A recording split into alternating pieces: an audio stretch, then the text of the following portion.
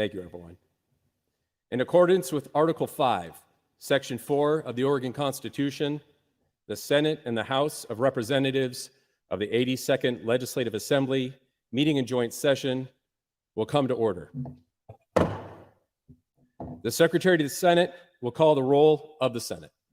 Anderson, Bonham, Boquist, Campos, Dembro, Findley, Frederick, Gelser-Bluen, Gerard, Golden, Gorsuch, Hensel, Hayden, Jama, Canope, Lieber, Linthicum, Manning, Meek, Patterson, Prozonsky, Robinson, Solman, Steiner, Taylor, Thatcher, Weber, Woods, President Wagner.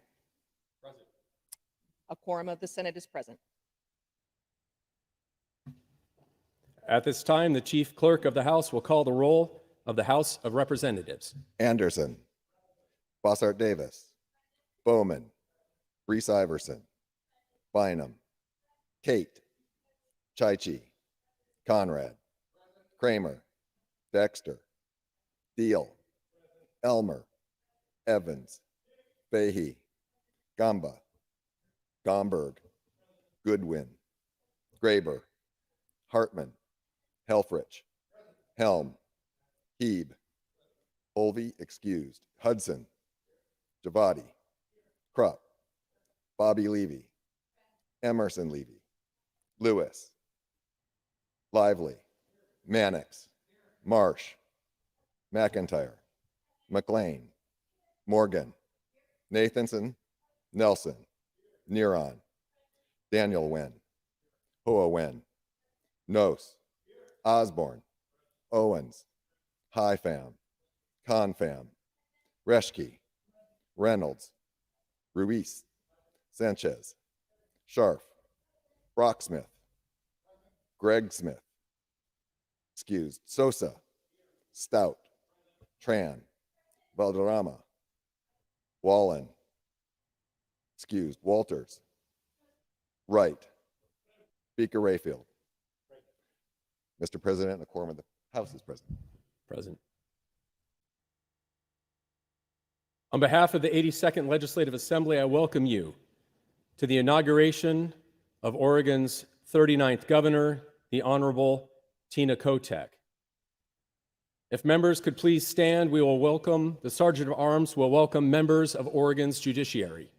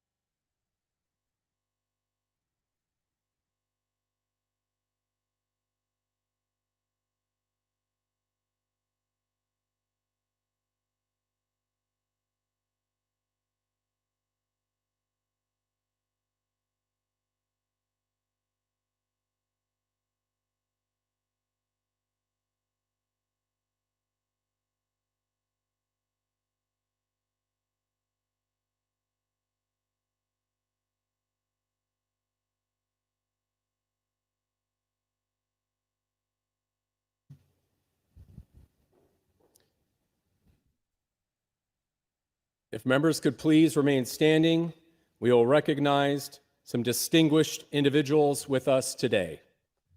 Governor Kate Brown, Governor Theodore R. Kuligowski, Governor Barbara Roberts, State Treasurer Tobias Reed,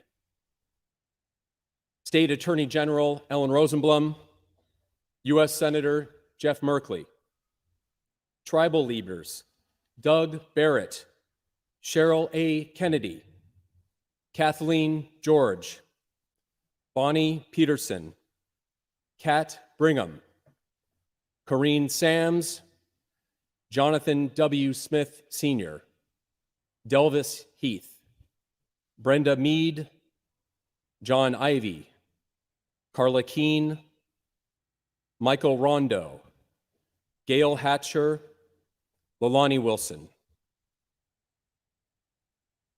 At this time, the Sergeant of Arms will escort Governor-elect Tina Kotek.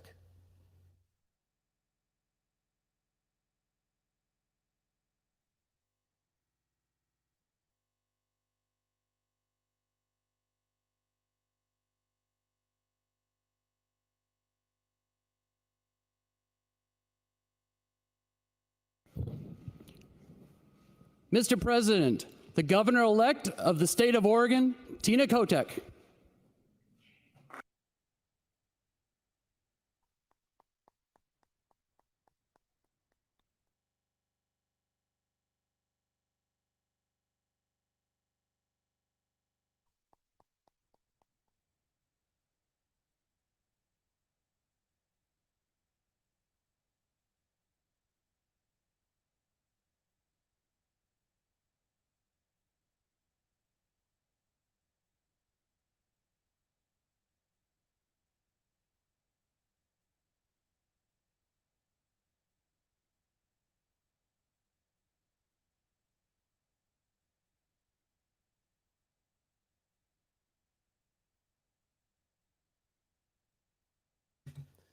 Members, at this time, the Oregon State Police Honor Guard will post the colors, followed by the Pledge of Allegiance.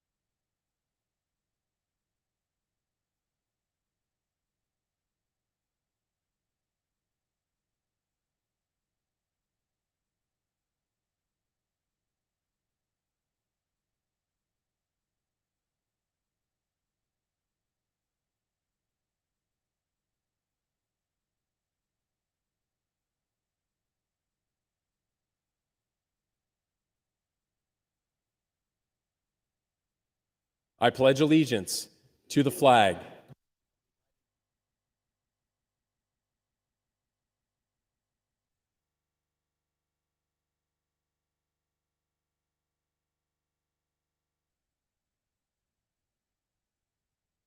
At this time, the national anthem will be performed by Alonzo Chadwick Sr. of Portland.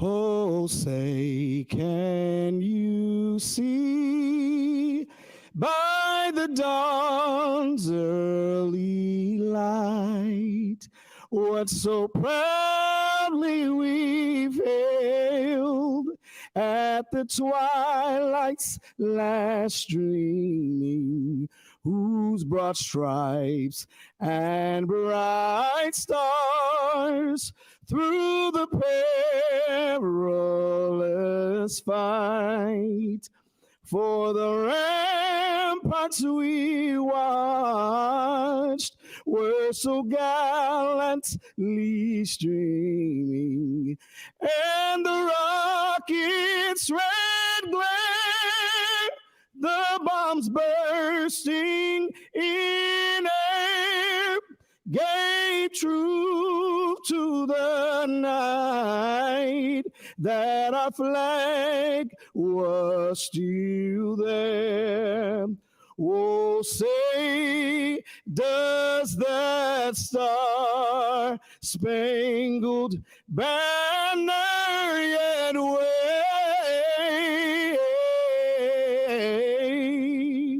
o'er the land of the free and the home of the brave.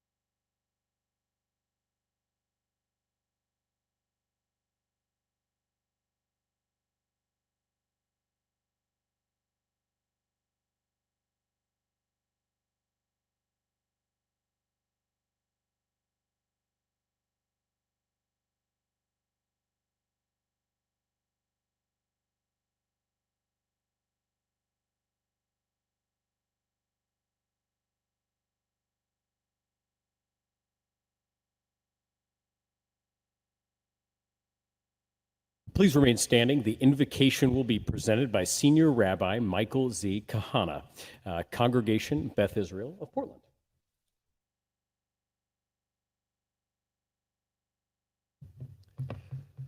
Speaker Rayfield, President Wagner, Governor Kotek, honorable members of the 82nd Legislative Assembly, esteemed guest, thank you for this opportunity. Many religious traditions speak to the responsibilities of leadership. You who are given the role of leader by the people hold this trust in a sacred partnership. We gather in this hallowed room to acknowledge the duty and the privilege to care for the well-being of the people of Oregon. It is no easy task. In the Hebrew Bible, when Moses passes on the mantle of leadership to his successor, Joshua, the two leaders stand before all of the people. Moses publicly gives to Joshua two words of advice in Hebrew, chazak ve'ematz. He says, be strong and be resolute. Strength is needed in a leader, but it is easily misused.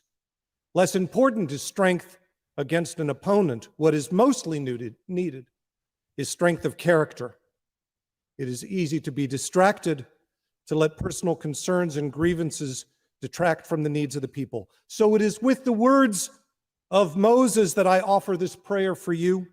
Chazak ve'ematz, be strong and be resolute in serving the people of our great state. They need you, all of you, to keep them always in mind.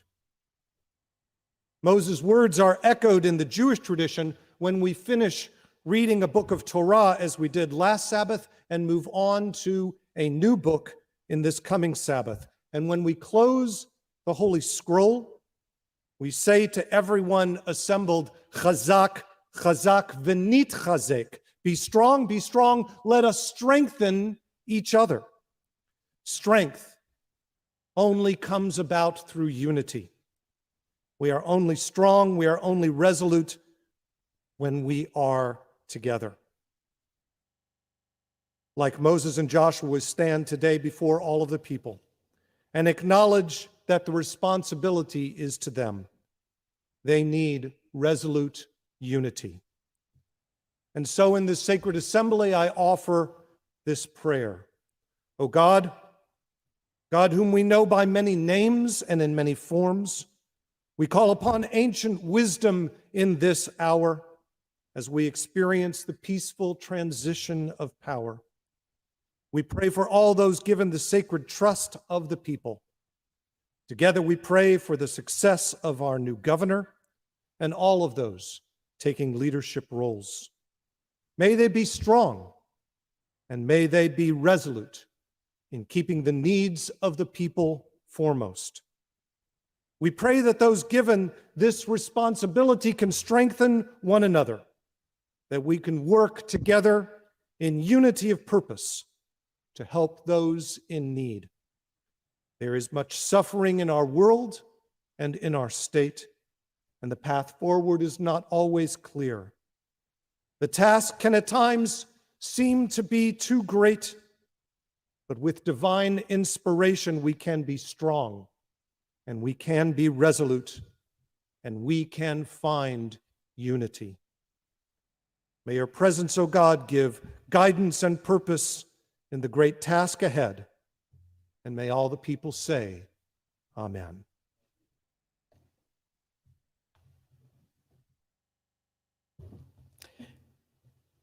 Thank you, Rabbi Kahana, for those words. Please be seated. The Honorable Rob Wagner, President of the Senate, will address the Joint Assembly.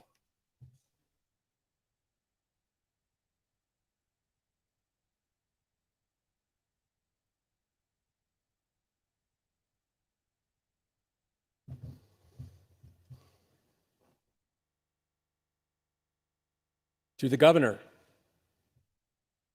our Chief Justice, Mr. Speaker, Senators, Representatives, our federal delegation, tribal governments, our professional and amazing staff, and family and friends who are watching and who are gathered here today. Let's just reflect on that for a few seconds. Gathered here today. What a blessing, and what a celebration. You know, this is such a handsome group. What if you all indulge me? You guys okay if I just take a selfie real quick? 1 second.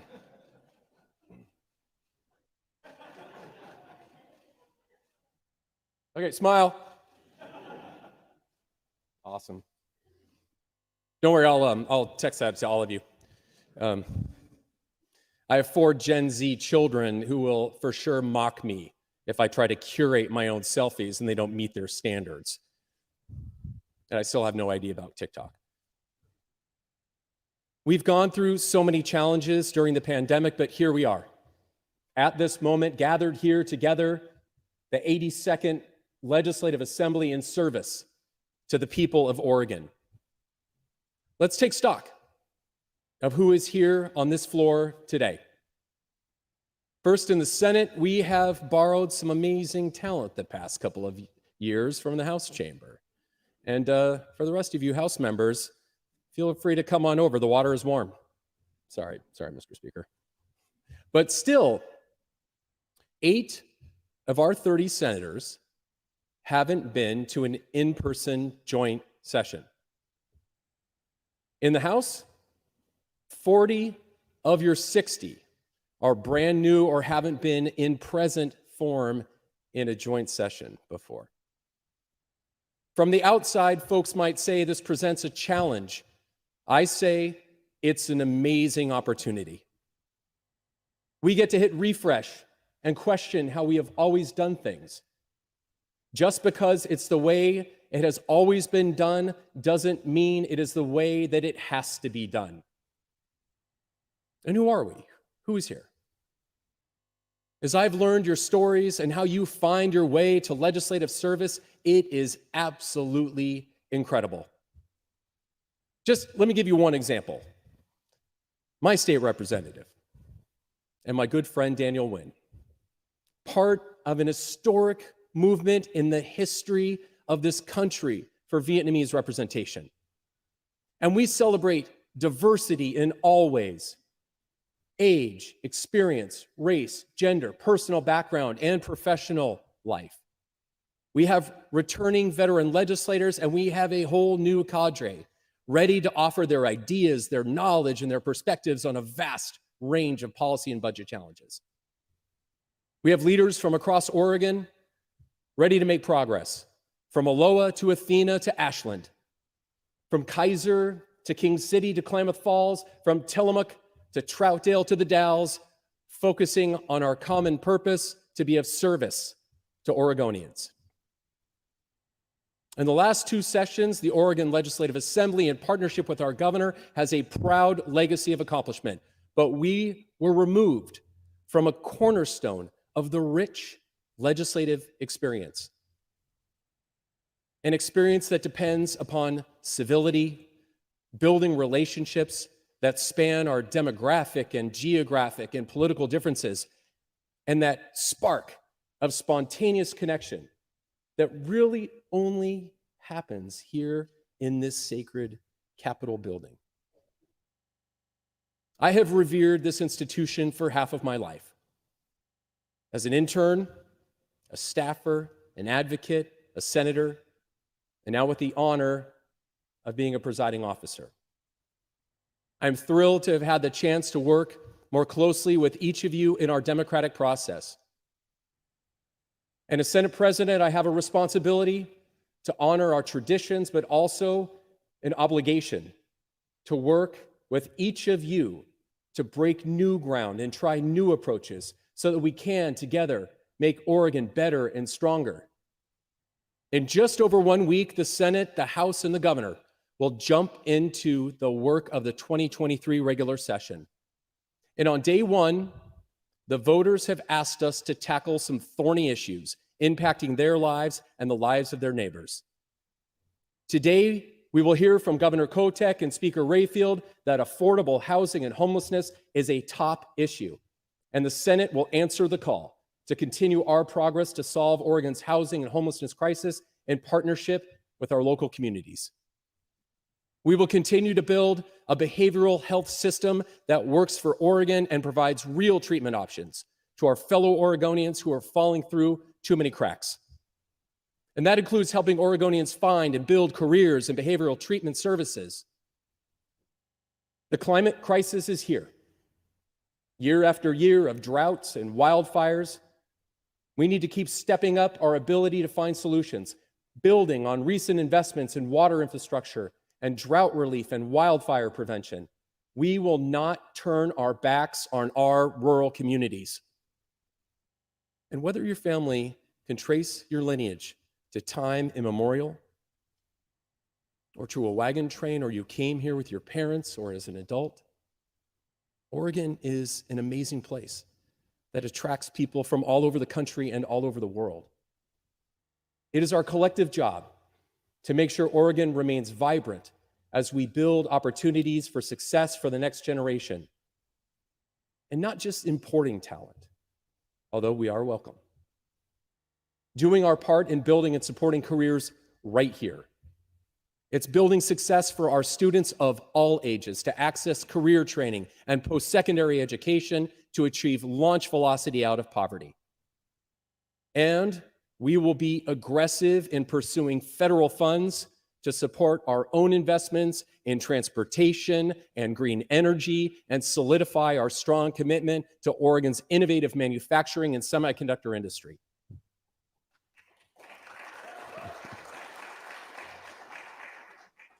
We need a pipeline not just to a job, but to careers in high needs fields of nursing and education and childcare and providing support to our. Finally, there are 3 fundamental principles that I will use to approach this work. First, my door is always open, so House members, please come over to our side of the building as well. The second is that good ideas come from everywhere. And third, as my grandmother used to say, there was always room for kindness. And whether you've served for over 2 decades or just going on a little over 2 hours, I admire and respect your dedication to Oregon. I look forward to serving with you and to honor your service in the 82nd Legislative Assembly. And thank you to Governor Kotek for stepping up and serving the state. Thank you.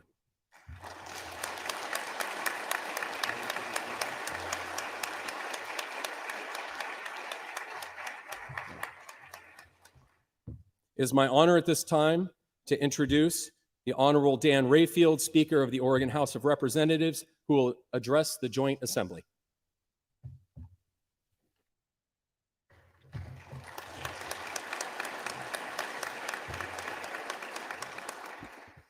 Thank you. It is absolutely wonderful to be back in the Capitol with all of you. Growing up, my dad was larger than life. Part of this was growing up in a military family. He was a colonel in the Air Force Reserves, and this played a significant role in our lives. Much like being a legislator plays an oversized role in all of our lives. One of the ways that I connected with him was listening to the stories he'd tell when he came home from work. And one of these stories has stuck with me.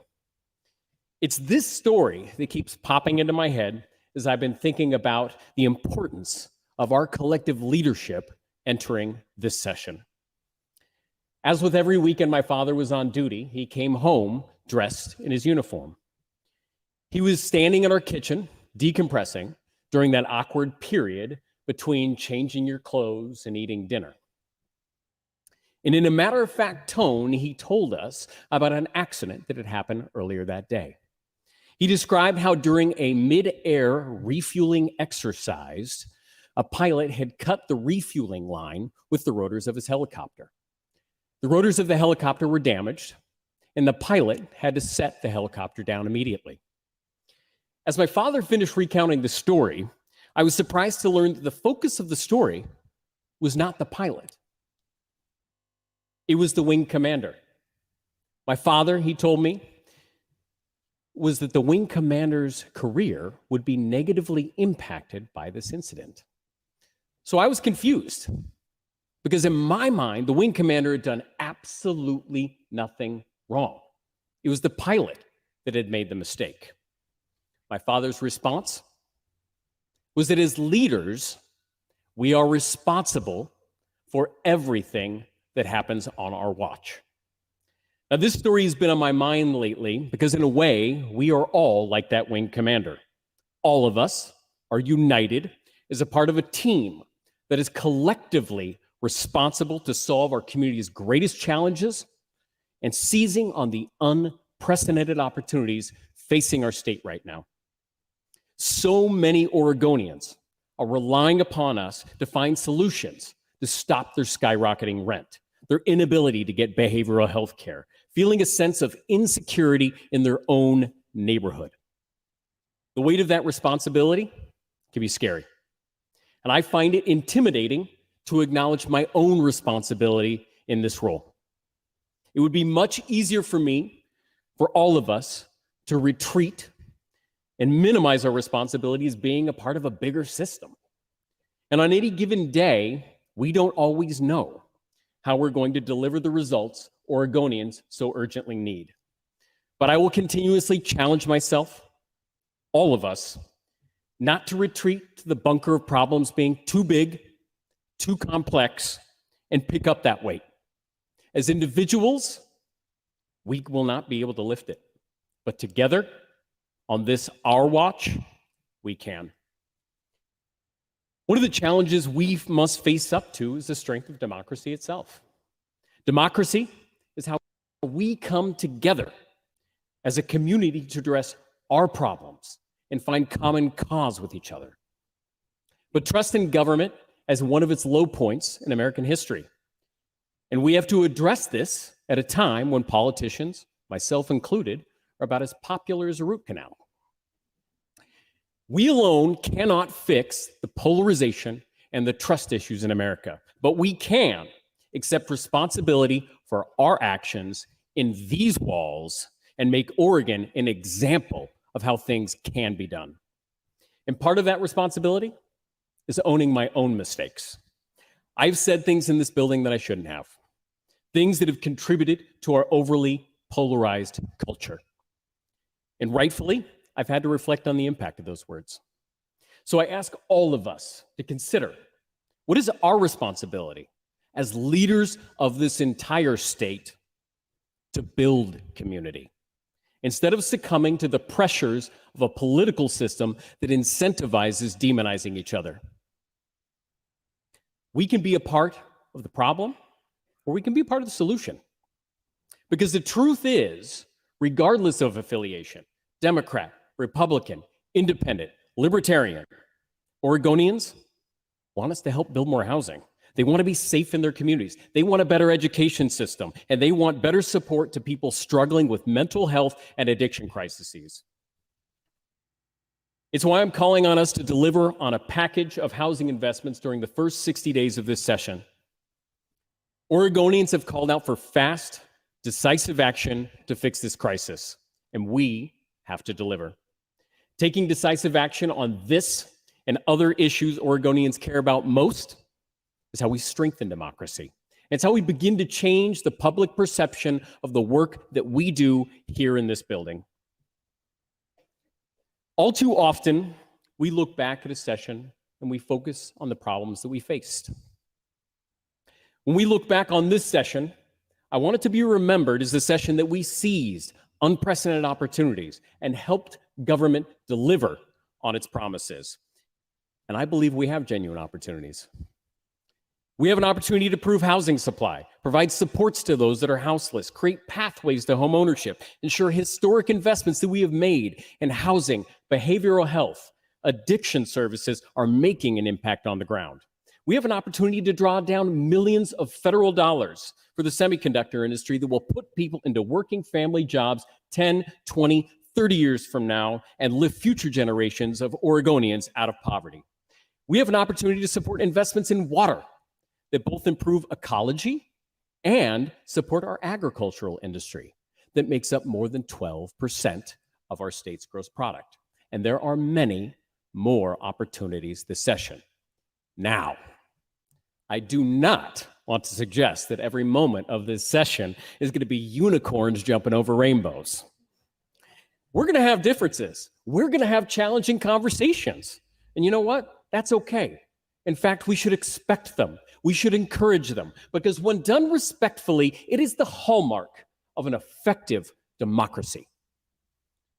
We'll be taking action to improve reproductive health care. Too many Oregonians travel more than 300 miles to find a provider to find life-saving care. We'll be taking action on a series of measures to prevent gun violence. My son was 1 year old on the horrific day of the Sandy Hook tragedy. He has only known a world where these type of events are not unimaginable. They are commonplace. And I want to acknowledge that it is not going to be easy for everyone in this building to take up these issues. But Oregonians expect us to do these things, and we will do these things while fostering a culture of respect. How we treat each other matters. And it's going to be hard. It's going to be tedious, but that's what democracy in action looks like, and it is worth it. I'll close by telling you how I got involved in this work. I was 19 years old. I was looking for direction in my life. And I found it when I learned about an opportunity to gather signatures for campaign finance reform.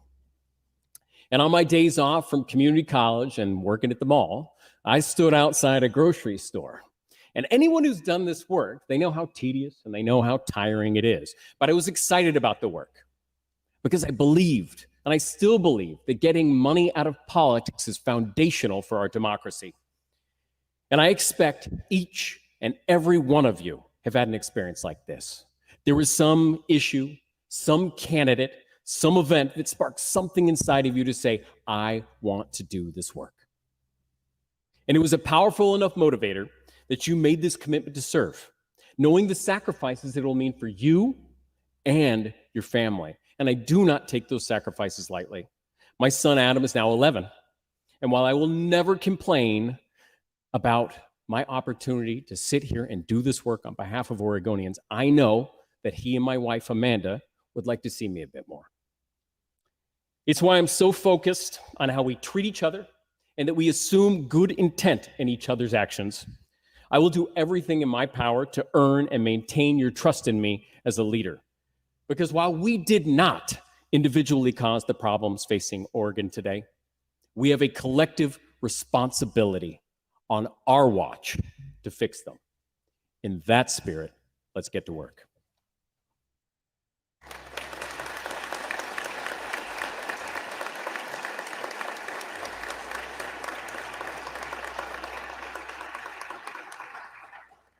It is now my honor and duty to canvass the vote for governor.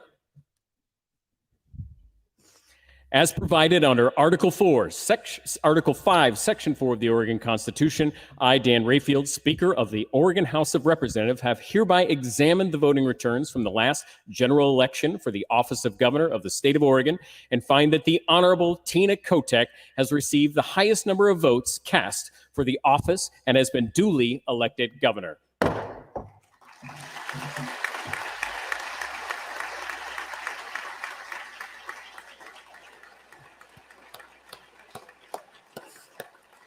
I invite the Honorable Tina Kotek to take her oath of office before the Joint Assembly. The Honorable Megan A. Flynn, Chief Justice of the Oregon Supreme Court, will now administer the oath of office to the Honorable Tina Kotek, Governor of the State of Oregon.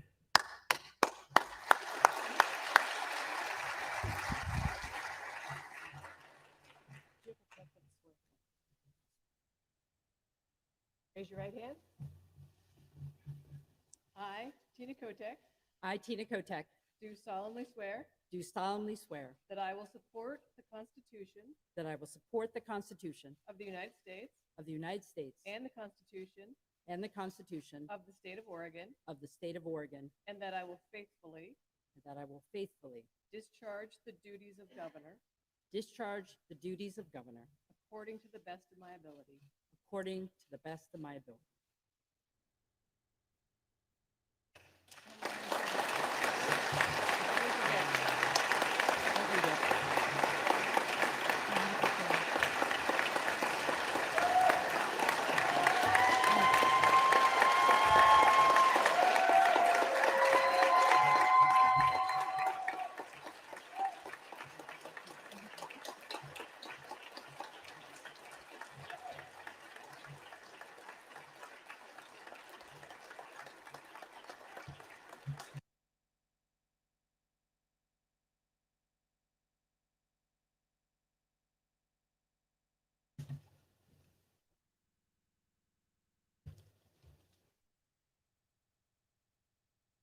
Good afternoon. It's wonderful to see you all. Today is a day to recognize everyone who voted in last November's election. For the first time ever, Oregon had the highest voter turnout rate in the nation.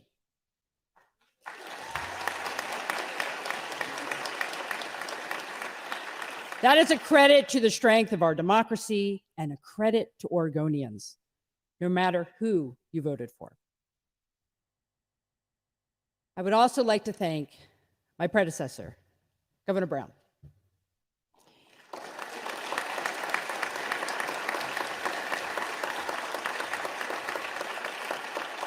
In addition to leading our state through very difficult times, you led with a deep love for our state and compassion for everyday Oregonians.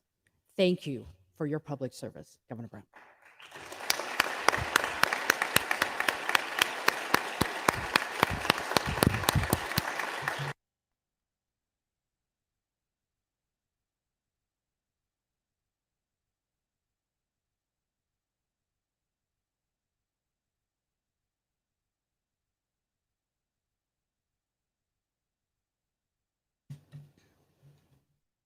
And since we all know none of us get here by ourselves, I'd also like to thank my wife, Amy, the First Lady of Oregon. Thank you, my love, for your support.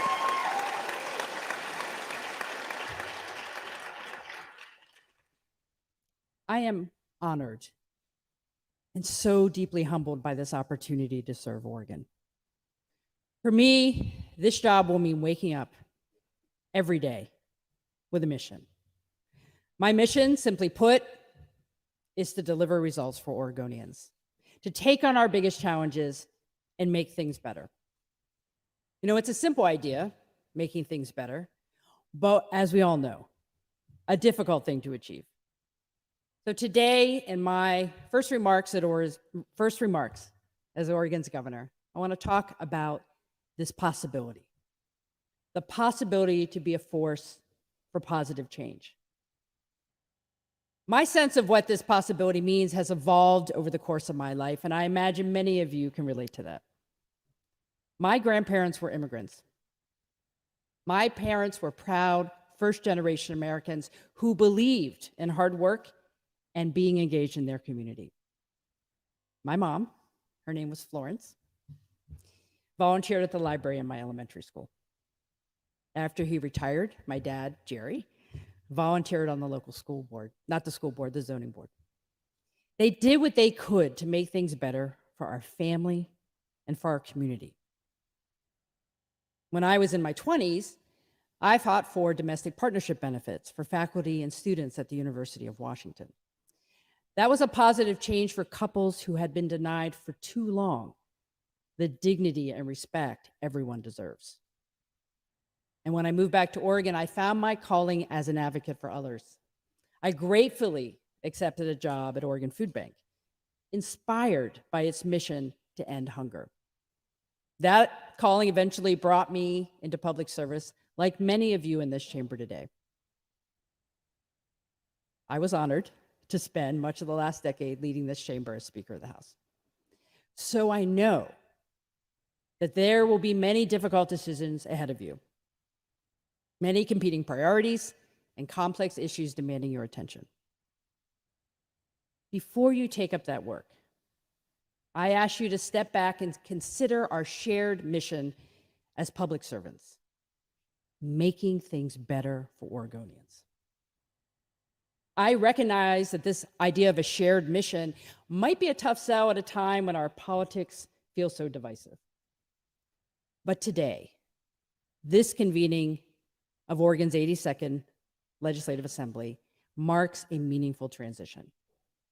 We are moving out of election season, which is ultimately a very public reflection of individual values, and we are moving into the season of governing. And governing is about more than competing values. It's about serving our people, not Democrats, Republicans, or independents, but parents and children, teachers and students, business owners and workers, families from the Rose City and families from towns without a stoplight.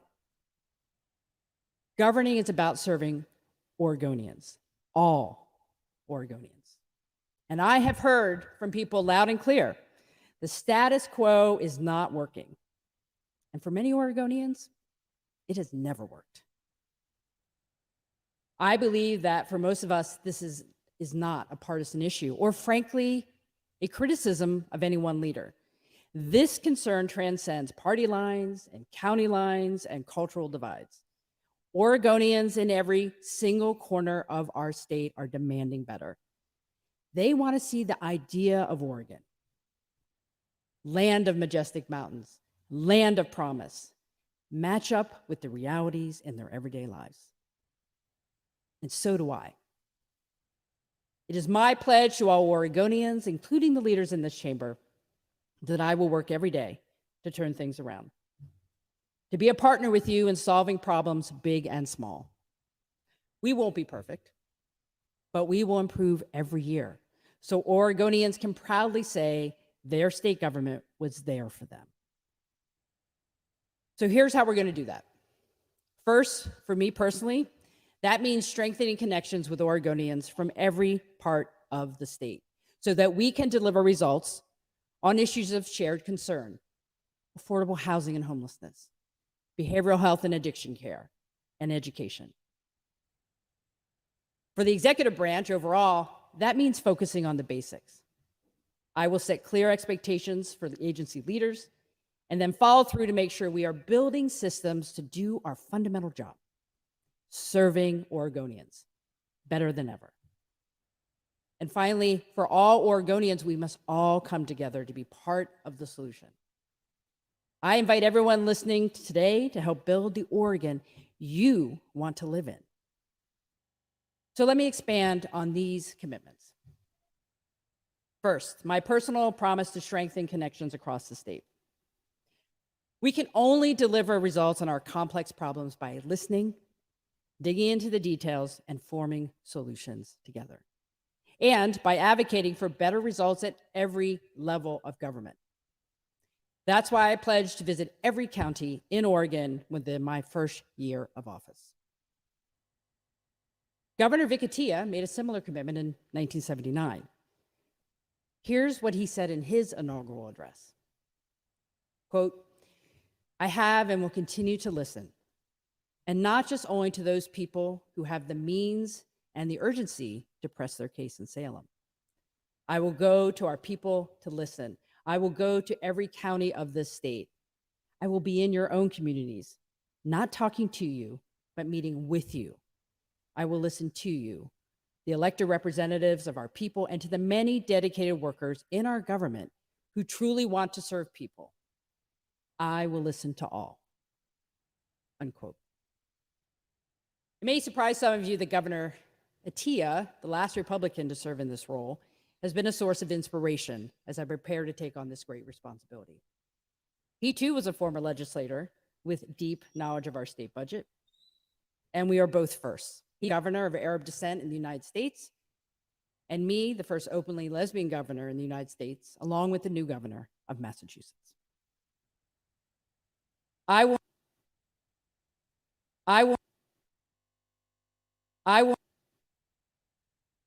will skill that Governor Tia brought to this job. And in that spirit, I launched my One Oregon listening tour in Yamhill County a couple of weeks ago. On this visit and the ones to follow, I want to hear directly from people who are doing the hard work every day to serve their community, especially on issues of shared concern across our state. One story in particular has stuck with me.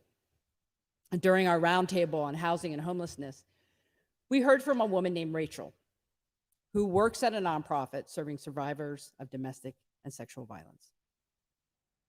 Many survivors get to a point where it may not be safe for them to stay another night under the same roof as their abuser. That's why her nonprofit provides emergency shelter for up to 30 days, so that survivors, most often women with children, have a safe place to stay while they seek more permanent housing. But in Yamhill County, like most counties in Oregon, affordable housing is extremely hard to come by. With emotion in her voice, Rachel told us that some survivors end up declining services altogether because they know that 30 days won't be enough to find an affordable, more permanent place to live. And if they can't find an affordable place to move into, they could face another impossible choice, either becoming homeless or going back to their abuser. Going back, Rachel said, can be even more dangerous than never leaving at all. We must do better. For the survivors Rachel is serving, for our unsheltered neighbors, for our all working families, for the future of our economy and our state, we must take on our housing crisis at the scale needed to solve it. So on my first full day in office tomorrow, I'm moving forward on two promises on this front. First, I'm signing an executive order that will address the underlying challenge facing our state. We need more housing. My executive order will establish an ambitious statewide housing production target of more than 36,000 new homes per year.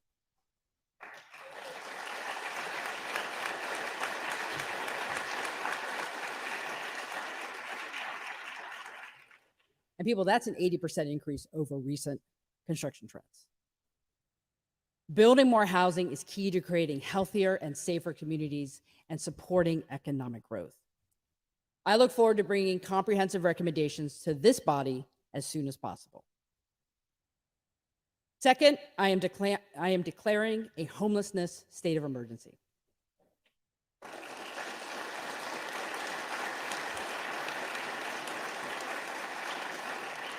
Our state's response must meet the urgency of the humanitarian crisis we are facing.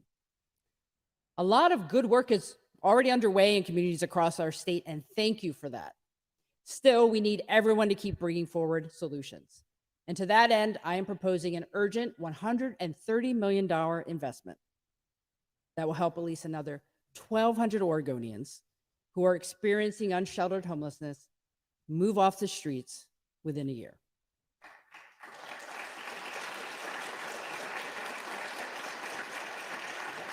And I am urging you as leaders to start the legislative session by taking up this investment package as soon as possible.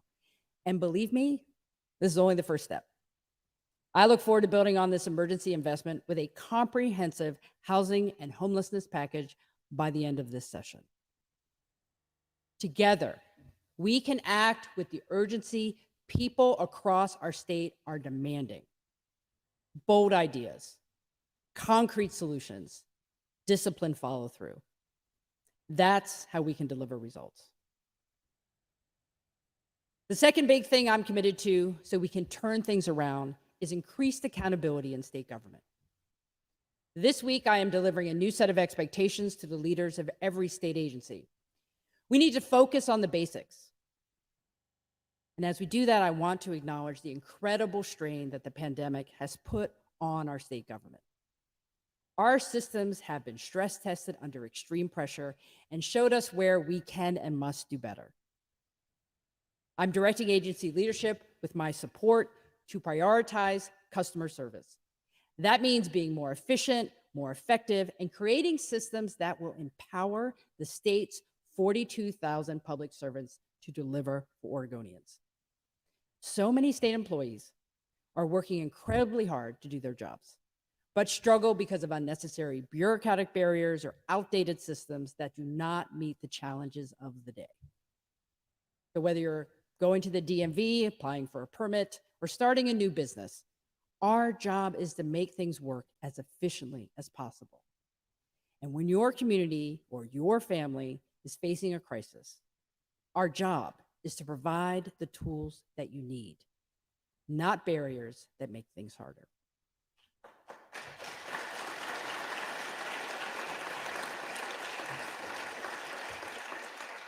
So as we address the very large, complex challenges our state faces, whether it's housing, behavioral health, or education, we have to put our own house in order too.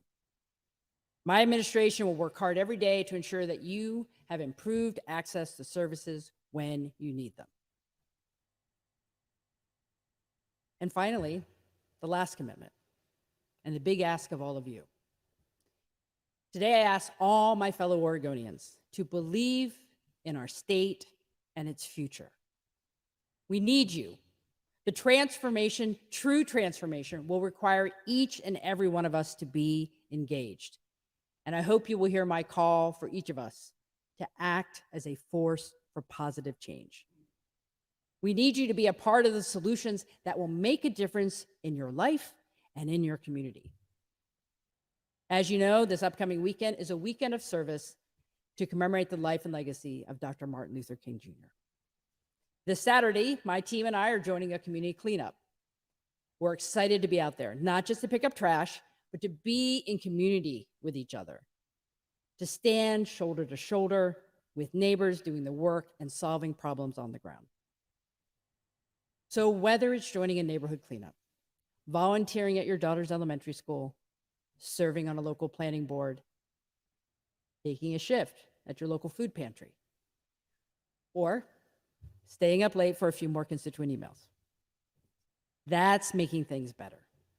And it will take all of us doing what we can to build the Oregon we want to live in.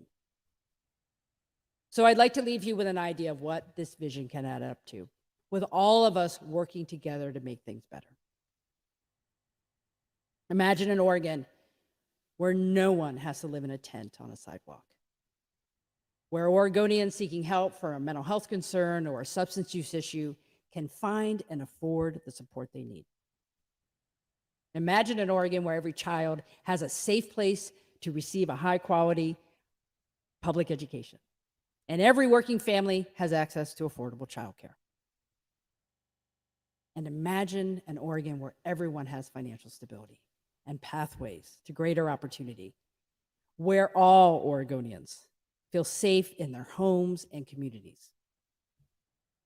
That's an Oregon worth fighting for. And today is a new beginning. I'm eager to get to work, and I hope you will join me. Thank you.